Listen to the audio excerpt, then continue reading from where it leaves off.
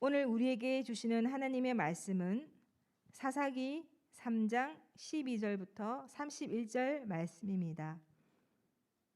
성경을 구약에 있고요. 사사기 3장은 364페이지에 있습니다. 사사기 3장 12절부터 31절까지 저부터 읽겠습니다.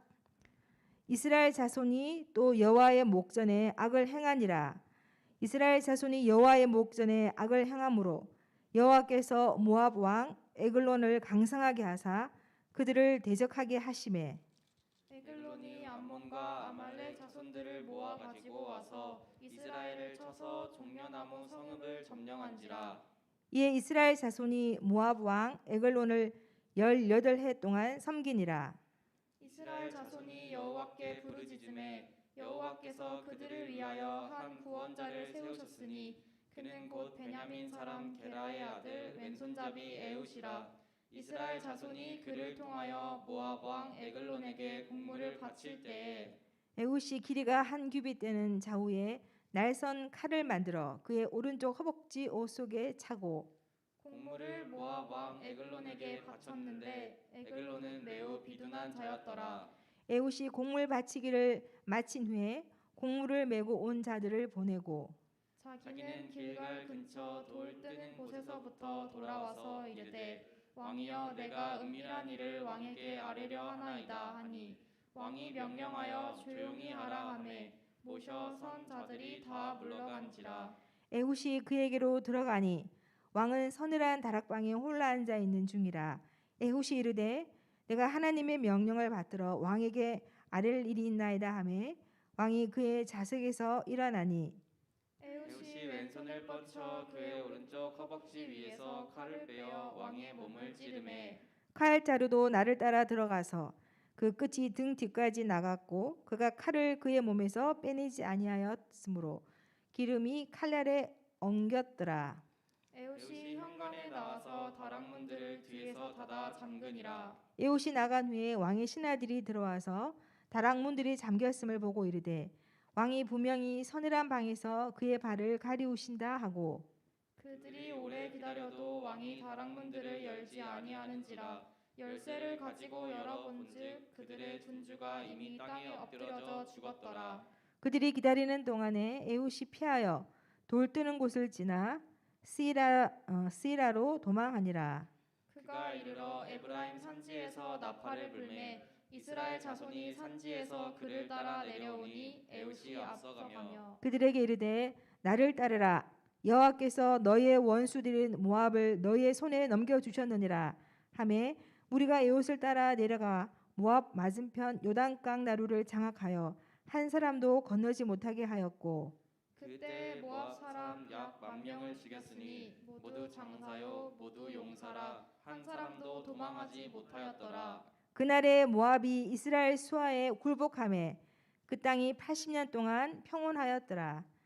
에훗 후에는 아나세 아들 삼갈이 있어 소문은 막대기로 블레셋 사람 600명을 죽였고 그도 이스라엘을 구원하였더라. 아멘.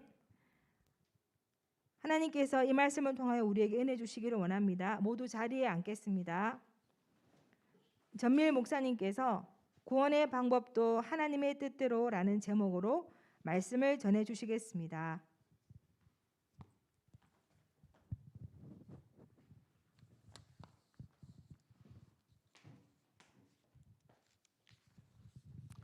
네, 중등부 친구들 안녕하세요.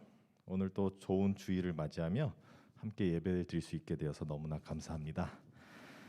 오늘의 말씀은 구원의 방법도 하나님의 뜻대로라는 제목으로 함께 말씀을 나누고자 합니다. 여러분들 청매를 여러분들이 함께 하면서 왔더라면 잘 아시다시피 지난주까지 하여서 출애굽기를 마무리 짓게 되었고요. 그 다음에 이번 주부터 사사기로 들어가게 되었습니다.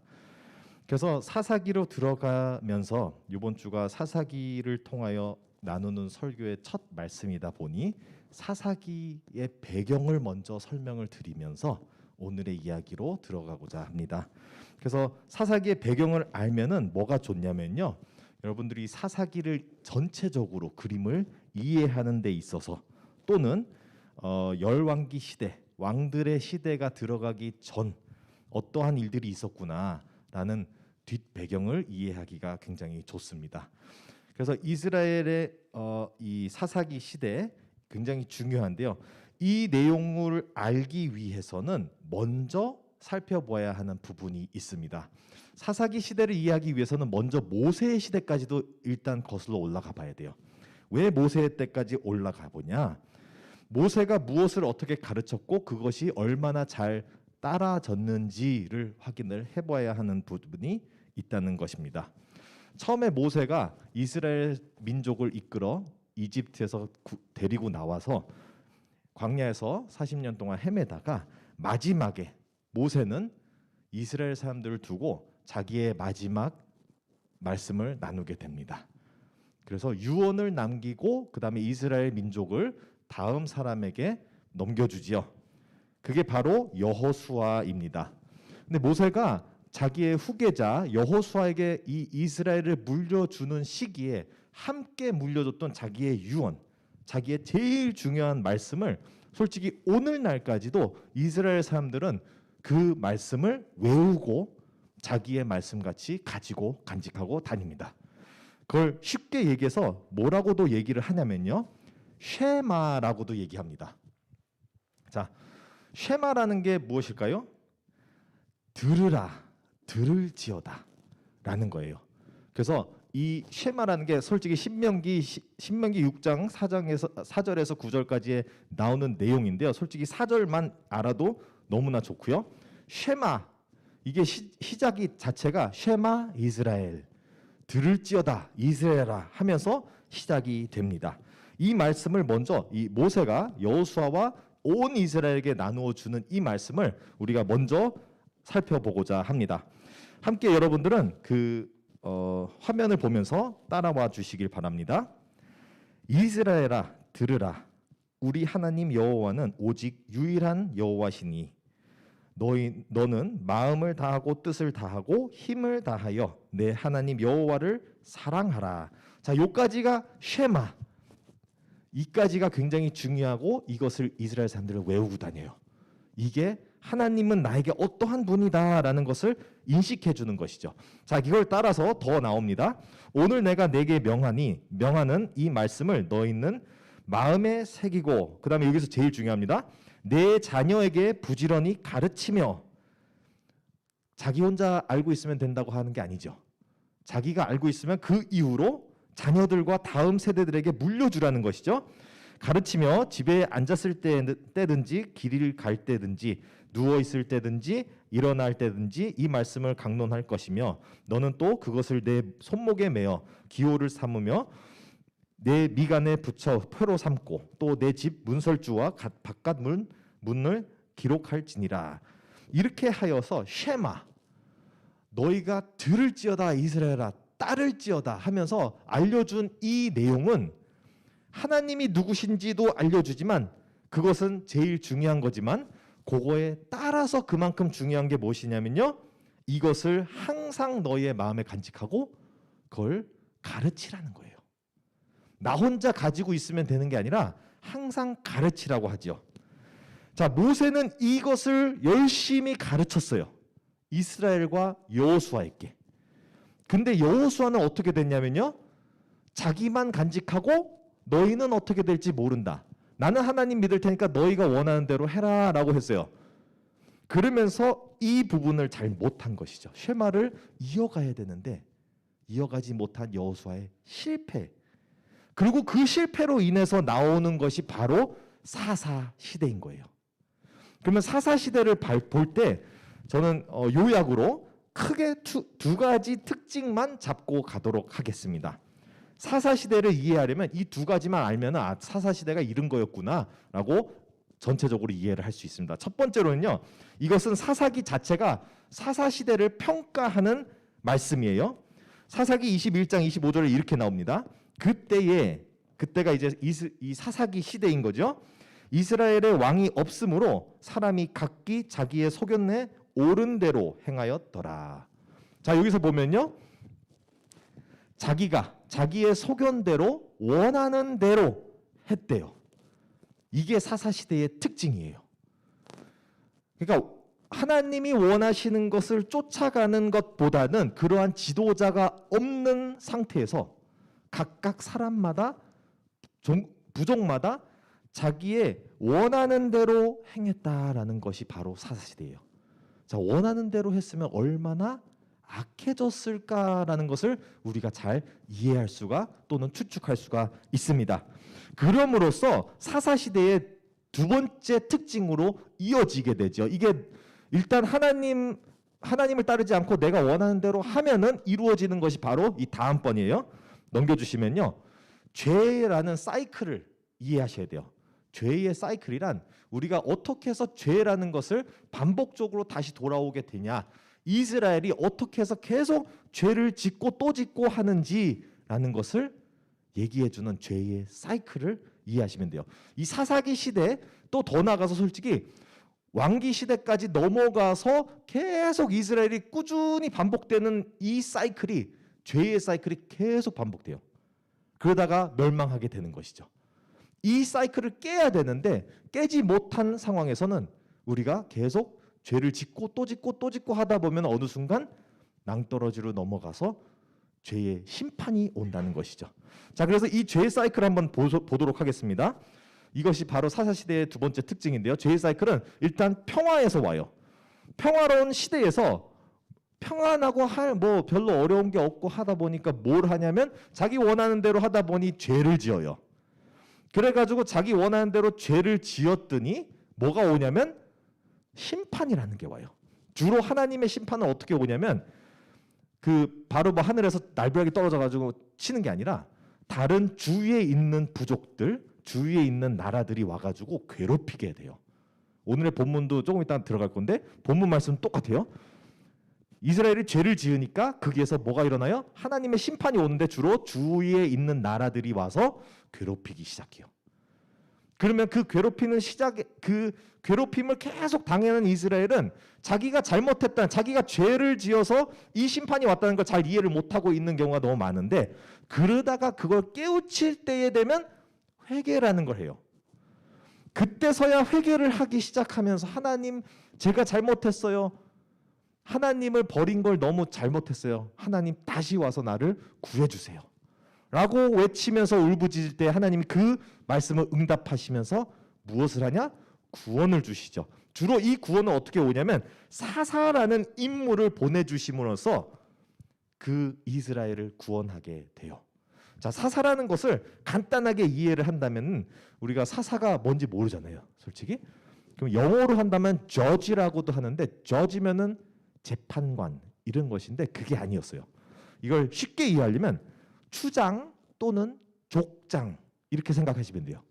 여기서 이 사사, 족장의 임무는 세 가지로 크게 나눠져요.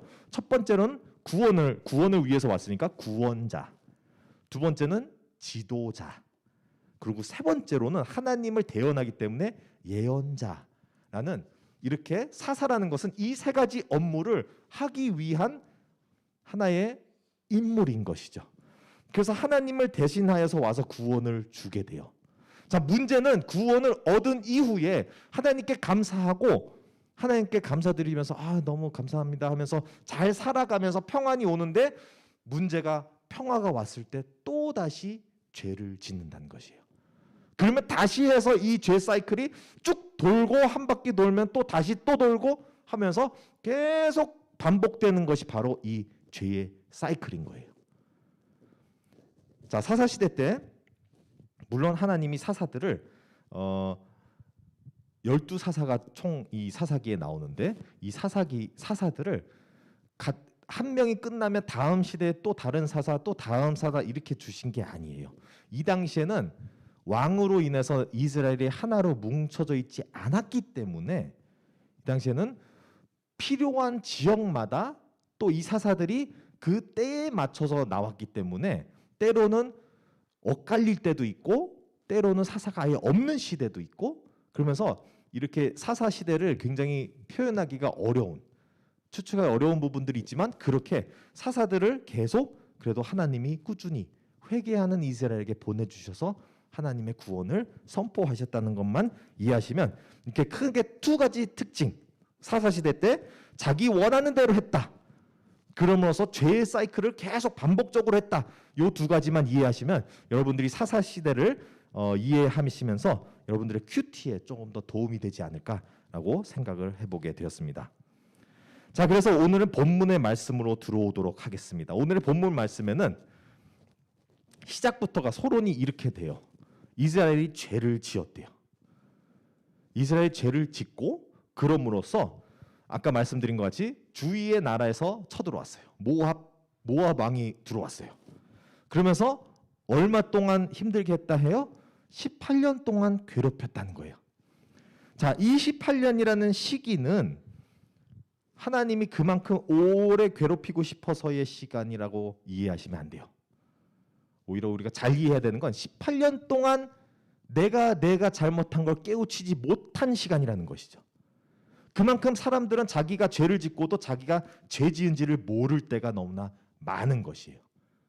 어쩌면 18년 동안 자기가 죄 지은 것 하나를 가지고 반성하고 또 반성하다 보니 이제서야 내가 죄인지를 알겠구나 깨닫는 정도가 18년 정도 걸려요. 어마어마하게 오래 걸리는 거죠. 그러니까 사람은 자기의 죄를 뉘우치는 데에 이만큼의 시간이 걸리고 하나님 막상 구원하시는 데는 그닥 시간이 그렇게 오래 걸리지 않아요. 하나님은 우리가 회개하기를 기다리시기 때문에.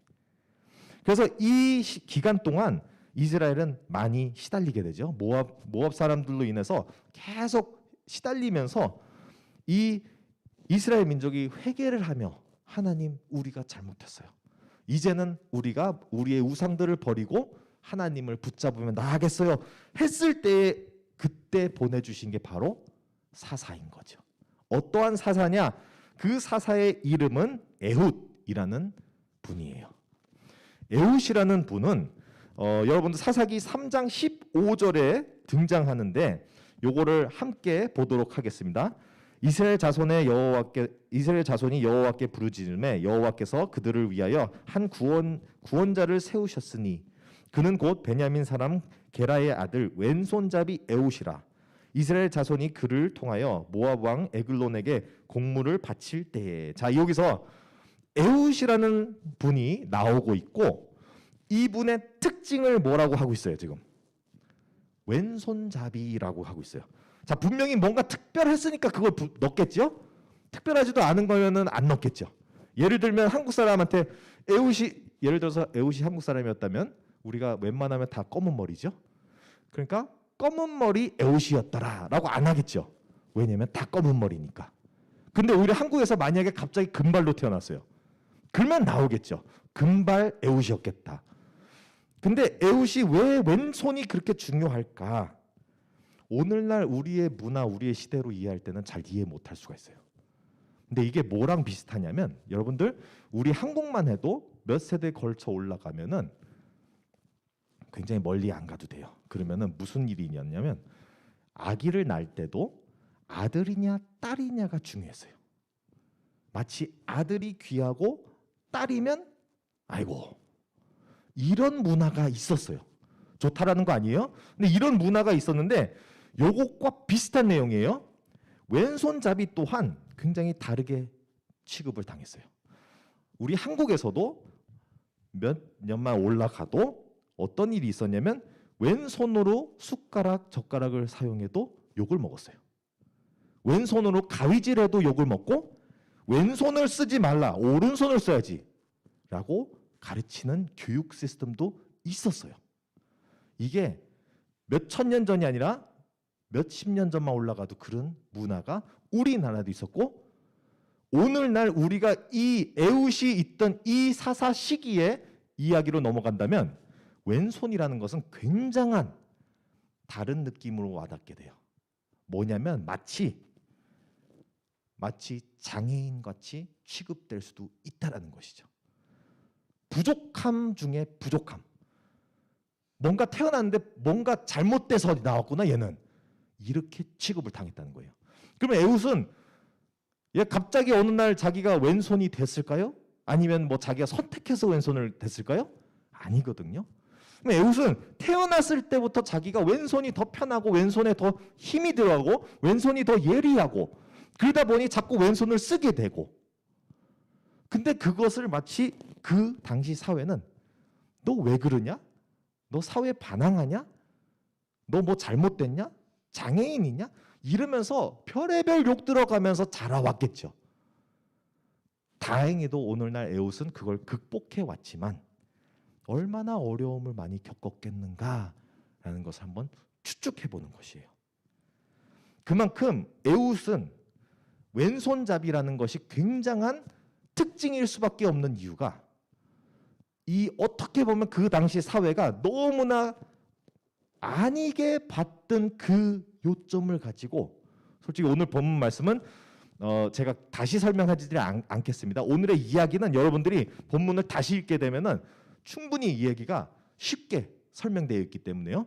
근데 이 왼손잡이의 특징을 가지고 하나님께서는 들어 쓰셔서 오른손잡이 사람들이 이해를 못하는 곳에서 칼이 나와가지고 그러면서 자기의 멸망으로 가는, 또 그 왼손잡이를 들어 쓰시면서 하나님의 구원이 오는 그 이야기가 바로 오늘 읽은 본문 말씀인 거예요.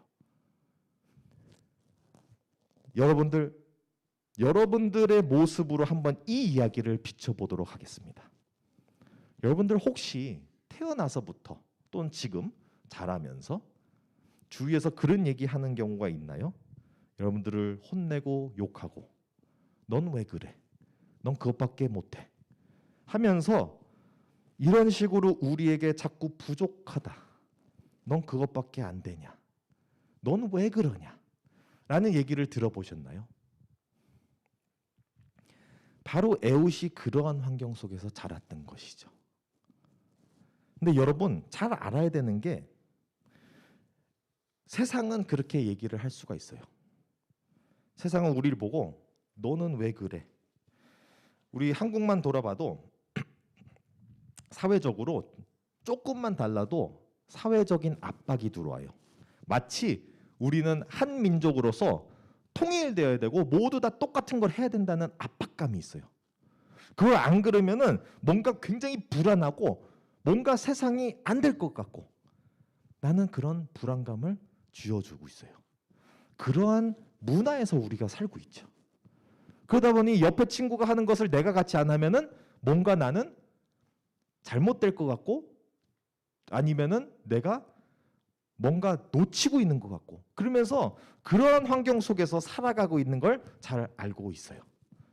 그런데 그러한 부족함을 자꾸 우리에게 약점과 같이 얘기를 하고 있는데, 물론 약점일 수 있어요.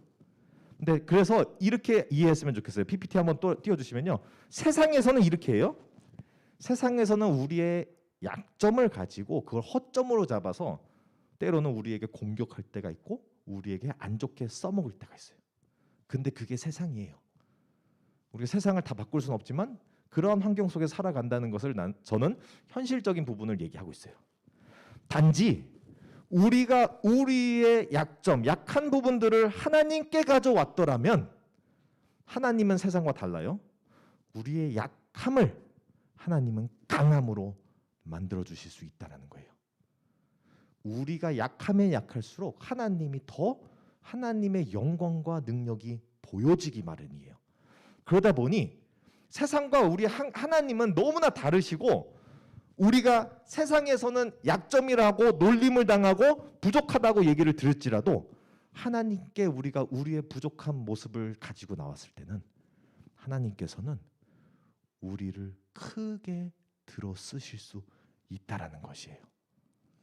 놀랍고 대단하고 위대하신 분이 바로 우리 하나님이시라는 거예요.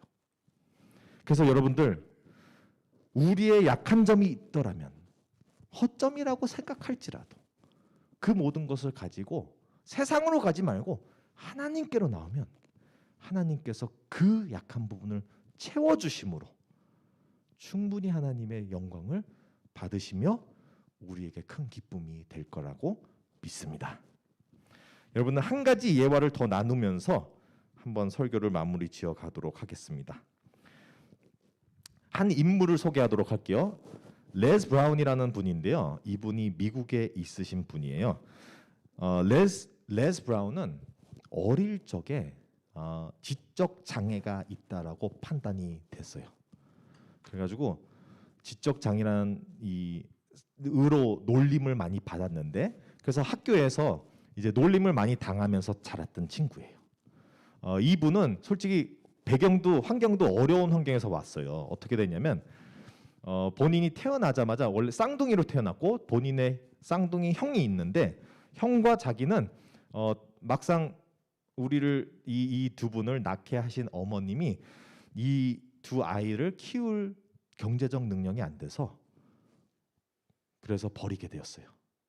그런데 그러면서 이 레스 브라운과 자기 형을 어떤 한 흑인 여성이 입양을 하셨는데, 이분 또한 형편이 좋지는 않았어요.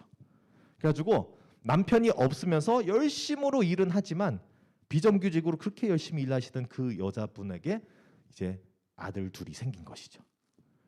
그리고 그 아들 둘 중에 막내가 이 레스 브라운이 또 지적 장애라는 것이에요. 그래가지고 굉장히 어려운 환경 속에서 자라고 있는데, 이제 이 레스 브라운의 이제 간증 중에 무슨 이야기가 하나 있냐면요, 자기의 인생을 바꿔놓은 한 순간이 있어요. 그게 뭐냐? 한 수업 도중에, 학교에서 공부를 하는 도중에 선생님이 그러시더래요. 레스 브라운 잠깐 나와가지고 칠판에 있는 것 좀 풀어봐봐. 했더니 온 학생들이 놀랐어요. 왜냐면 레스 브라운이 지적 장애가 있는 걸 다 알았거든요. 그러니까 정적이 흘렀죠. 그랬더니 레스 브라운도 자기가 일어나서 버벅거리며 선생님께 얘기했죠. 선생님, 저는 지적 장애가 있어요. 근데 그때 선생님이 하신 말씀이 이 분의 인생을 바꿔놨어요. 자, 넘겨주시면요. 예. 자, 이건 제가 또 영어 예배니까 영어를 한번 넣어드려야지 여러분들도 만족되지 않을까 해서 이렇게 선생님이 말씀하셨어요. Someone's opinion of you doesn't have to become your reality. Someone's opinion of you doesn't have to become your reality. 자, opinion이라는 건 의견이고요. reality라는 건 현실인 거죠. 어떤 다른 사람들의 의견과 편견이 당신의 현실이 될 필요는 없다라는 얘기를 해주신 거예요. 자, 이게 무슨 뜻이냐? 다른 사람들이 여러분을 놀리면서 너는 그것도 못해, 이것도 못해, 너는 그런 사람이야 라고 하는 것은 의견이에요. 팩트가 아니라. 그러니까 그 의견을 가지고 나도 그런가 보다 하고 속고 살 수도 있지만 속고 살지 말라는 거예요. 여러분은 그 사람이 아니라 여러분들이 꿈꾸는 사람, 여러분들이 하나님이 만든 그 아름다운 자체. 그렇기 때문에 여러분들이 굳이 다른 사람들의 의견을 듣지 말고 하나님의 얘기를 들으면서 하나님이 나를 어떤 식으로 만드셨고 어떠한 어려움으로 나를 낳으셨고 어떻게 해서 나에게 구원까지 주셨는지 하나님의 말씀을 붙잡고 살자는 거예요. 그러면은 이 레스 브라운은 이 지적 장애를 뚫고 무슨 일이 일어났냐면 굉장한 라디오 스타만이 아니라 나중엔 정치인까지 되어버렸어요. 온 세계를 떠돌아다니며 수천 명 앞에서 연설을 하면서 동기부여시키고 사람들의 인생을 바꿔간 사람이에요. 어마어마한 분이 된 게 뭐 때문이냐? 그러한 변화, 그러한 자기의 약점을 극복한 순간들이 있는 거죠. 그렇다 해서 오늘 우리가 스스로 극복하기 어려운 점들 하나님 다 알고 계세요. 우리의 약점들 다 하나님께서 알고 계세요. 이것을 가지고 하나님께 나오셨으면 좋겠어요. 그럴 때에 세상과 달리 하나님은 우리의 약점을 들어 쓰셔서 우리를 크게 들어 쓰시면서 우리에게도 큰 기쁨이 될 수 있기를 바랍니다. 여러분, 제가 기도로 마무리를 할 건데요. 여러분들께서도 마음으로나 또는 입으로 이 기도를 이렇게 중얼거리듯이 하면서 한번 따라해봤으면 좋겠어요. 그래서 마음으로 따라하면서 이 기도가 여러분들의 기도가 되었으면 좋겠습니다. 함께 기도드리겠습니다. 하나님 아버지 감사합니다.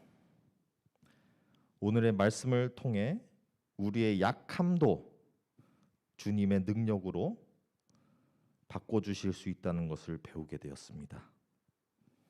우리의 부족함을 채워주시는 주님, 우리를 잘 아시지 않나요?